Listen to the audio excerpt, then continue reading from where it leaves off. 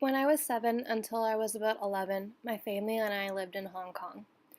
Throughout our time there, we traveled as often as we could. For one of our vacations, we traveled to Beijing, and I can remember one of these days very clearly. On this day, we toured the Forbidden City, a beautiful Chinese imperial palace from the Ming Dynasty. My parents loved to take as many pictures as possible to capture these trips, but being a family of 5, my mom, my dad, my 2 brothers, and I, it wasn't always the easiest task getting us all to pay attention. I remember we were all sitting around what I think was a river, or it could have been an ocean, but we had all just taken one of our yearly family Christmas pictures to send out. My parents had taken a couple of steps away from me and were looking down at the camera while my brothers were in the stroller. I was crouched down by the water, but by the time my parents turned around to check on me, there was a line of about 20 people behind me waiting while I was currently in the lap of another family getting our pictures taken.